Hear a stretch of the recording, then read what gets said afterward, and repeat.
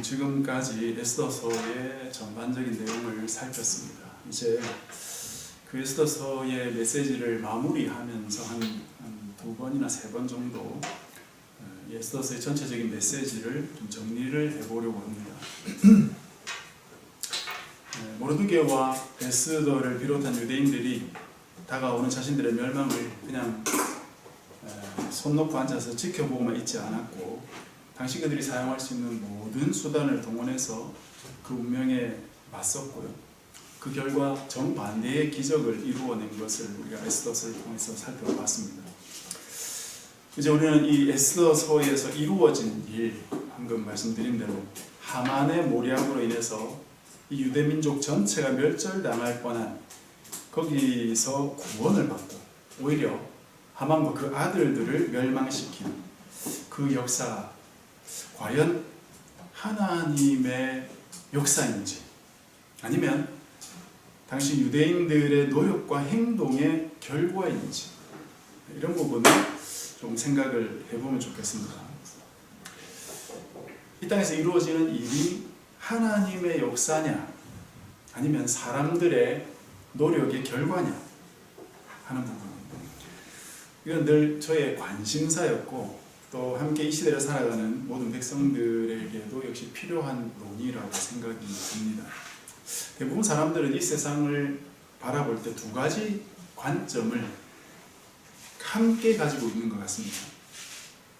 하나는 이 세상에 일어나는 대부분의 일들을 바라볼 때 모든 일들이 자연적인 인과관계로 일어나는 일들로 보는 겁니다. 즉 원인과 결과가 끊임없이 이어져서 세상 만사가 이루어진다는 관점이에요. 배가 고프니까 밥을 먹었고, 밥을 먹었으니까 화장실을 가야 된다. 이런 것들이 전부 인과관계에 의한 일들이죠. 모든 일들을 이런 식으로 인과관계의 연속으로 꽉 채워 넣을 수 있을 겁니다.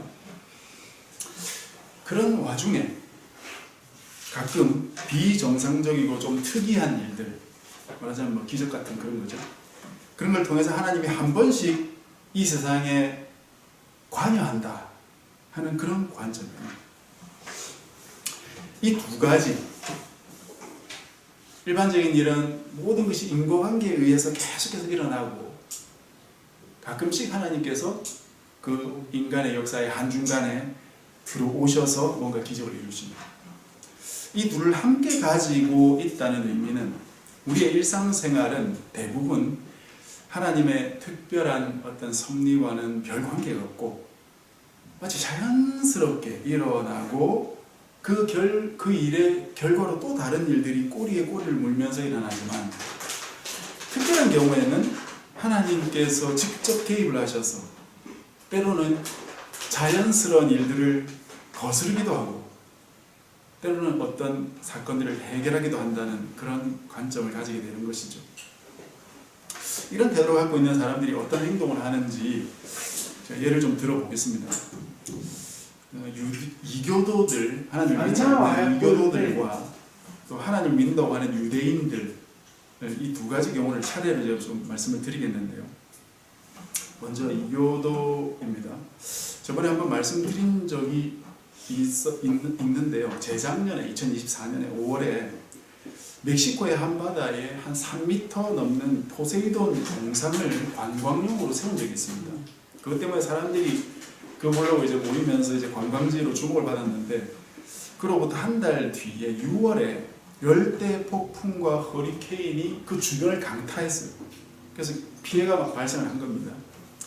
그러자 도대체 왜 이런 큰 피해가 발생했냐 하면서 그 당시에 마야 문화를 보존해야 한다라고 주장하는 사람들이 있었는데, 그 사람들이 말하기를 이런 재해는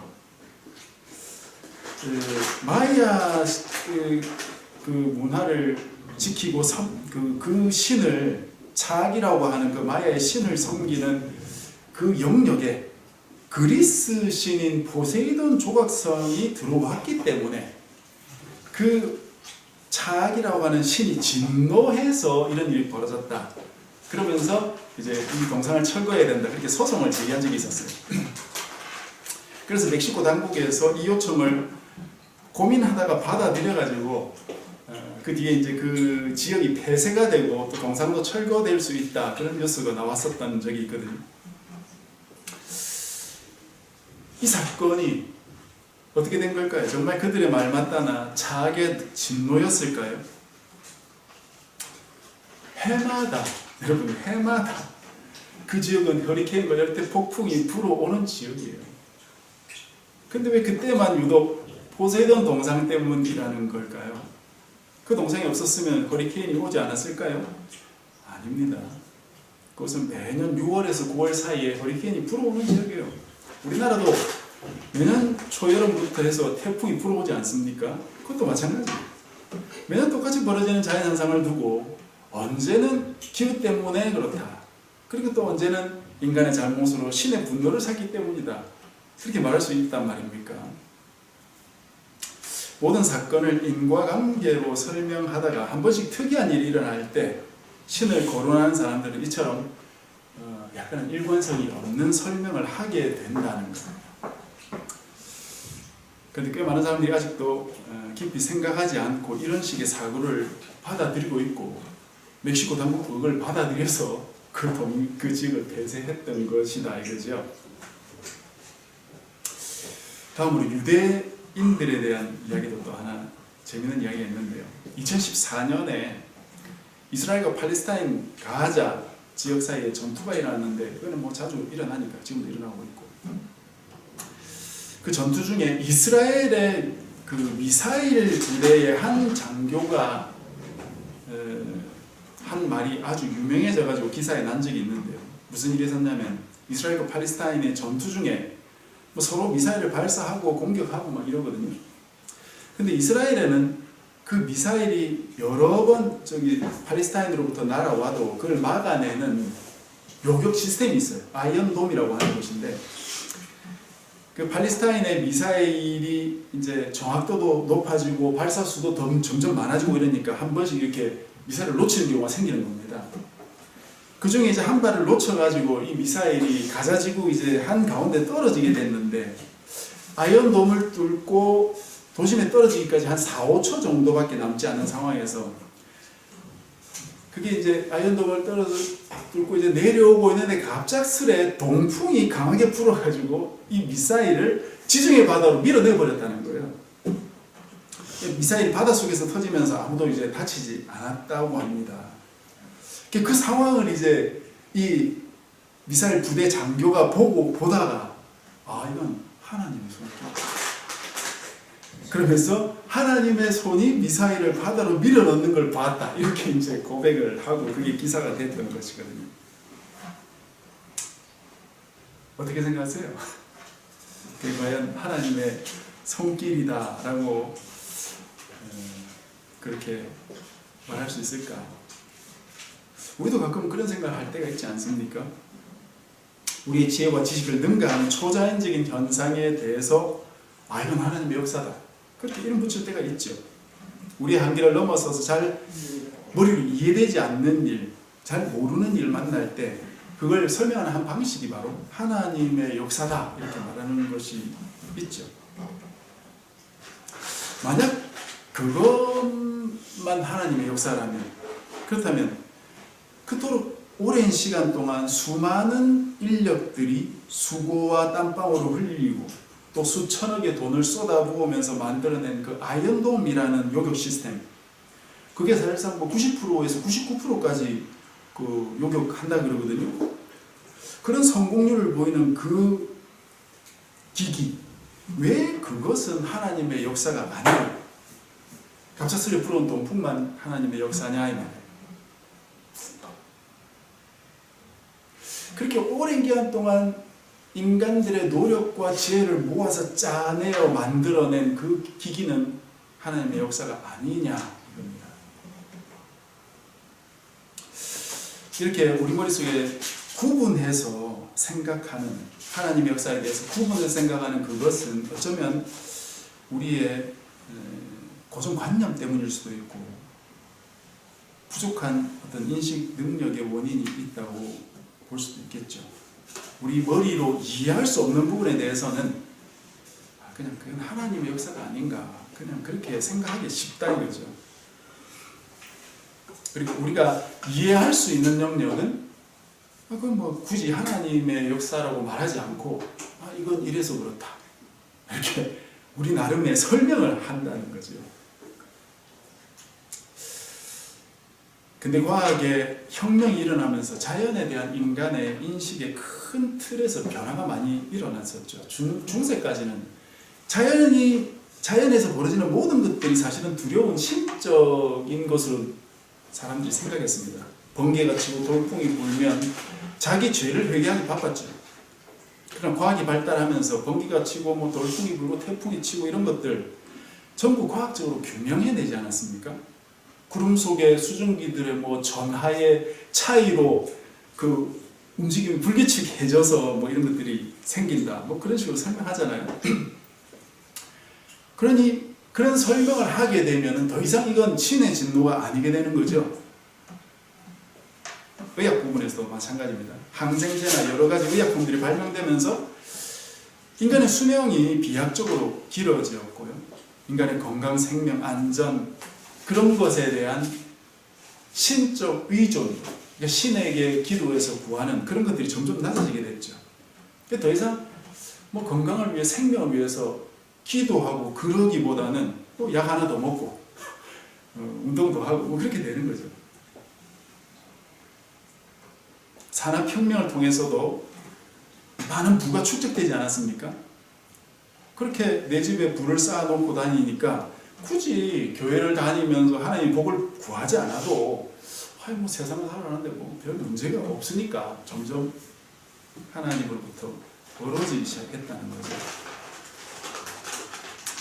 중세 때만 해도 모든 인간들이 반드시 하나님을 믿어야 천국을 갈 수 있다고 생각했고, 그렇지 않으면 하나님의 진노를 받는다고 생각했고, 이 땅에서 복받고 살 수 없다고 믿었는데, 근대에 들어서면서부터 이 절대적인 믿음의 균열이 가기 시작했고, 이 세상을 교리와 신앙을 통해서가 아니라 실제로 이 세상이 어떻게 벌어지고 있나, 이 세상을 실제로 있는 그대로 보기 시작하면서 기존 사람들이 알고 있었던 교리와 신앙에 반기를 드는 사람들이 조금씩 생기기 시작했던 것입니다. 그런데 이런 추세는 아마 앞으로도 계속 진행이 될 건데, 이런 식으로 가다 보면 과학적 지식이 더 많이 생기고 세상의 모든 현상들을 인간의 언어로 설명할 수 있게 되는 날이 온다면 아마도 대부분의 인간들은 완전한 무신론으로 가게 될 것입니다. 하나님이 더 이상 필요 없는 상황이 오게 되겠죠. 그런데 이런 시각은 조금 전에도 말씀드렸지만 근본적으로 성경을 꼼꼼하게 읽어보고 생각해보지 못한 데서 나오는 오해가 아닌가 그런 생각을 한다 이 말입니다. 성경은 하나님의 역사와 인간의 행동에 대해서 그렇게 말하고 있지 않다는 거예요. 즉 인간의 행동과 이해가 끊어진 그곳에 하나님의 역사가 마치 있는 것처럼 그렇게 말하고 있지 않습니다. 오히려 성경은 하나님의 역사와 인간의 행동이 함께 이루어져 가는 걸 계속해서 말하고 있어요. 자, 몇 가지 예를 이제 지금부터 좀 말씀드리겠는데, 한 인물을 여러분 생각해 보겠습니다. 요셉을 생각해 보세요. 요셉. 창세기 39장에 보면 요셉에 대해서 한 장 참 많은 내용을 말하고 있는데, 요셉이 애굽에 갔을 때 항상 요셉 뒤에 꽁무니처럼 따라다니는 말이 있어요. 하나님께서 요셉과 함께 계셔서 복 주셨다 하는 말입니다. 그래가지고 요셉이 막 복을 받죠. 그 본문을 여러분 대충대충 훑어서 읽으면 요셉은 그냥 별로 한 것도 없고 가만히 있었는데 그냥 하나님이 복 주셔가지고 잘 된 것 같잖아요. 전혀 그렇지 않아요, 여러분. 요 창세기 39장을 자세히 보세요. 그 본문을 잘 살펴보면 결코 그렇지 않다는 걸 금방 알 수 있습니다. 요셉이 하나님의 복을 받아서 가만히 있어도 잘 된 게 아니라 요셉은 하나님의 복 받아가지고 아주 열심히 섬겼어요. 보디발의 집에서 가정총무라는 걸 했죠. 그래서 정말 열심히 했기 때문에 보디발이 모든 일을 다 맡겼다 이 말이에요. 아니 가만히 앉아서 놀고 있는 사람에게 맡길 사람이 어디 있어요? 보디발의 아내가 유혹을 했어도 하나님 앞에서 내가 이 죄를 지울 수 없다. 자기가 거절했잖아요. 그죠? 이건 하나님의 뜻이 아니다. 하나님의 뜻은 이렇게 하는 것이 아니다 하면서 하나님의 뜻을 선택해서 올바르게 살려고 요셉이 행했다 이 말이죠. 근데 하나님 뜻대로 산다고 뭐 다 복 받습니까? 그 때문에 감옥 가잖아요. 근데 놀라운 일은 감옥에서 하나님이 끄집어내 주셨다고 복 받았다고 하지 않고 감옥에서 하나님이 함께 계셨다. 그렇게 말하고 있어요. 그래서 하나님이 감옥에 있는 요셉에게 복을 주셨다. 그렇게 돼 있다니까요. 거기서 복 받고 편히 누워서 쉰 게 아니라 하나님 복을 받으니까 간수장이 옥중 사물을 다 요셉에게 맡겨요. 거기서 열심히 또 일해요. 요셉이 하나님 복 받은 결과는 전부 자기가 있는 곳에서 열심히 주변 사람들 섬기는 걸로 다 나타납니다. 자신의 노력, 모함 받아가지고 옥에 간 것을 참고 성실하게 일한 그런 태도, 그 모든 것들이 하나님이 함께 하신 은혜와 같이 가는 거예요. 하나님의 은혜가 있으면 내가 아무것도 안 해도 모든 것이 저절로 된다든지 막혔던 길이 다 뚫린다든지 그런 게 아니고, 하나님의 은혜 없이 나만 죽으라고 일한다고 해서도 다 모든 일이 다 일사천리로 해결되는 것도 아니다. 하나님의 은혜와 사람의 행동, 노력, 애씀, 그 모든 것들이 함께 가야 한다. 함께 가고 있다. 성경에서. 이렇게 하나님의 은혜를 받는 부분뿐만 아니라 하나님께서 뭔가를 심판하실 때도 하나님이 혼자 알아서 다 심판하지 않고 인간의 어떤 행동이 따라 들어갑니다. 여러분 출애굽기 22장 22절 24절에 보면 이런 말씀이 있어요. 우리가 많이 제가 인용하는 말씀인데, 너는 과부나 고아를 해롭게 하지 말라. 네가 만일 그들을 해롭게 함으로 그들이 내게 부르짖으면 내가 반드시 그 부르짖음을 들으리라. 나의 노가 맹렬함으로 내가 칼로 너희를 죽이리니 너희의 아내는 과부가 되고 너희 자녀는 고아가 되리라. 과부나 고아를 자꾸 해롭게 하면 내가 가만히 안 들고 칼 들고 가서 너 죽이겠다. 그렇게 이야기하잖아요. 하나님이. 근데 여러분, 하나님이 손이 나타나서 칼로 사람 죽이는 거 봤어요? 하나님은 자기가 직접 칼을 들고 돌아다니면서 사람 죽이는 분이 아니죠. 하나님의 뜻과 다르게 정의롭지 못한 이런 일들이 벌어질 때 하나님께서 내가 칼로 죽이겠다 그렇게 말씀하지만 실제로 그 칼은 하나님이 직접 휘두르는 게 아니라 몇몇 사람들이 아주 매우 개인적이고 인간적인 동기로 그들을 죽이는 칼일 거예요. 그 사람들은 아마도 그들의 원수일 수도 있고 뭐 빚쟁이일 수도 있고 그냥 강도일 수도 있겠죠. 그런 사람들이 그냥 자기 생각으로 자기가 뭐 이익 좀 보기 위해서 휘두르는 칼로 그 사람을 죽이게 되는데, 그게 하나님의 정의가 이루어지는 방식이 된다 이 말입니다. 즉 하나님은 자신의 뜻을 인간의 행동과 결부시켜서 이루어 나가신다는 거죠. 오늘 우리가 읽은 자문의 말씀도 그와 비슷한 말씀이에요. 근데 약간 달라 보이는 부분이 있죠. 함정을 파는 자는 그것에 빠질 것이고 돌을 굴리는 자는 돌이 그것에 치이리라. 이 말씀을 보면은 에스더서와 좀 닮은 데가 있죠. 어떤 부분이 닮았어요? 하나님이 등장하지 않아요. 여러분, 잠언에는 하나님이 등장 안 하는 부분이 많습니다. 그냥 삶 속에서 얻을 수 있는 평범한 지혜를 말하는 것 같죠. 딱 이 말씀만 잘라서 어디 붙여두면 성경이 아니라 뭐 동양고전에 나오는 구절하고도 비슷해 보여요. 아, 그렇지. 함정을 파면 자기도 거기 빠질 수 있지. 그렇게 생각할 수 있지 않아요? 함정을 판 사람은 그 함정의 위치를 알기 때문에 다른 사람들보다 뭐 위험이 덜할 수 있겠지만, 그럼에도 불구하고 함정은 사람을 가리지 않기 때문에 그걸 파놓은 사람이 거기 자꾸 왔다 갔다 하다 보면 자기가 더 위험에 빠질 수도 있는 거죠. 마찬가지로 돌을 어떤 일 때문에 굴리고 막 이동시키고 있는 그런 사람 역시 잘못하면 자기가 굴리는 그 돌에 발이 끼일 수 있지 않습니까? 조심해야 되죠. 자기의 어떤 목적을 위해서, 좋은 일을 위해서 또는 나쁜 일을 위해서 돌을 굴리다가 자기가 당할 수 있는 거죠.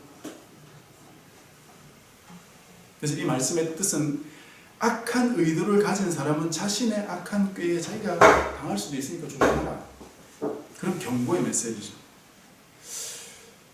그런데 여기는 하나님의 개입이 안 보이니까 그냥 뭐 우리의 삶 속에서 그냥 이런 일이 벌어질 수 있으니까 조심해야 된다라는 말씀인가 보다 라고 우리가 생각하고 넘어가면 안 된다 말이에요.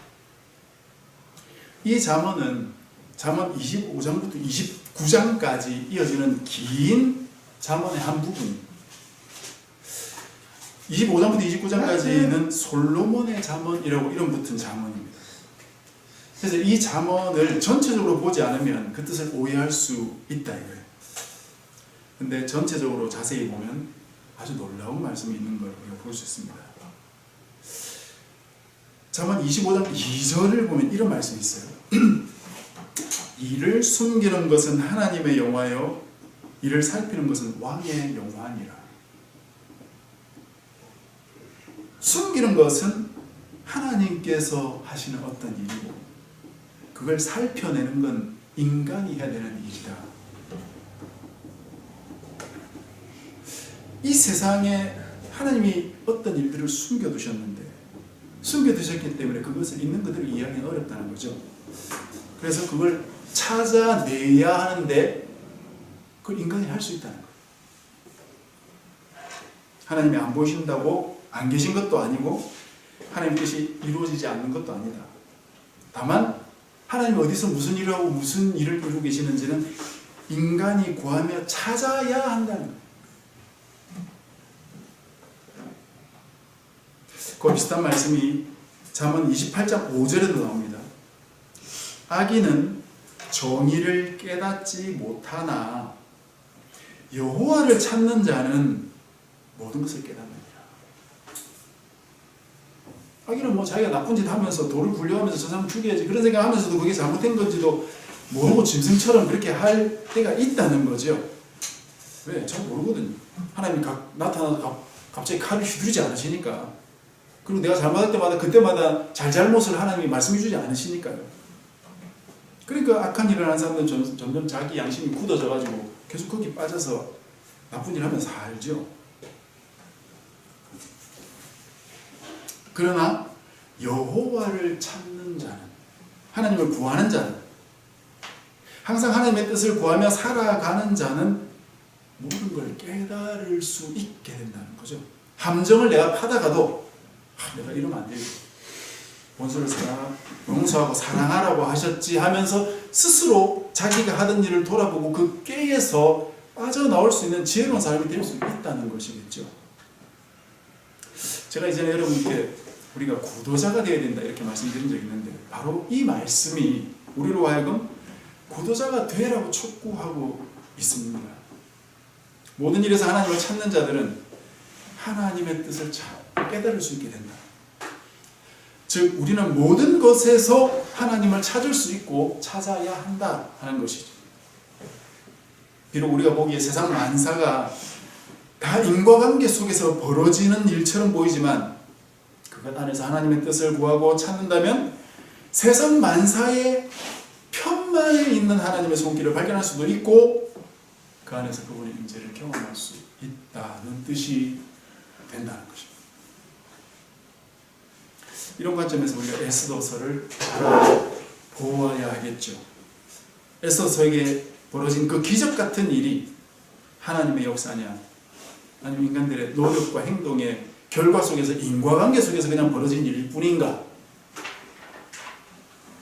이 두 가지가 항상 같이 가고 있다는 것이죠. 하나님은 자기의 역사를 인간을 통해서 이루고 계시고 인간은 하나님을 추구하는 자신의 애씀과 노력과 그 시간들 속에서 즉 자신의 구도의 시간 속에서 하나님의 뜻을 이루고 갈 수 있게 된다는 것이죠. 그래서 나의 삶의 모든 영역에 하나님이 이미 함께 계시고 나도 역시 하나님 안에 계신다는 것을 믿는 믿음으로 산다면 우리 삶의 모든 영역이 하나님이 함께 계시는 하나님의 영역이다 하는 걸 깨달을 수 있게 될 것이다 하는 것입니다. 그럴 때 우리가 하나님의 놀라운 임재 속에서 살아가게 되리라 믿습니다. 지금 온 세상이 참 시끄럽고 세계에서 가장 힘센 권력을 가진 사람이 온 세상을 괴롭히면서 돌아다니고 있습니다. 그 속에서도 우리가 뽑은 대통령이 참 지혜롭게 잘 이 난관을 극복해가고 또 새로운 기회로 만들어가고 있는 것 같습니다. 이런 삶 속에서도 이런 것들이 그냥 세상사가 이렇게 벌어지나 보다 라고 그냥 생각하고 넘어가지 말고 이 속에서 하나님께서 어떻게 일을 하고 계시고 인간들은 또 어떤 일을 하고 계시고 인간들의 잘못된 일을 하나님이 어떻게 벌하고 계시고 또 인간이 하나님 뜻을 찾는 가운데 잘하고 있는 일은 하나님이 어떻게 복주고 계신지 우리가 찾을 수 있을 것입니다. 이 세상을 바라보며 또 내 삶을 바라보면서 모든 곳에 하나님이 편만하게 임재하고 계시구나 하는 믿음이 우리 안에 더 커져갔으면 좋겠습니다. 이번 한 주간에 우리의 삶도 이렇게 혼란한 세계 정세 속에서 믿음의 방향을 잊지 말고 꿋꿋이 믿음으로 나가는 우리 모두가 되었으면 좋겠습니다. 그래서 우리의 삶 속에 충만하게 임재하시는 하나님과 함께 살아가는 복된 주의 백성이 다 되시기를 주님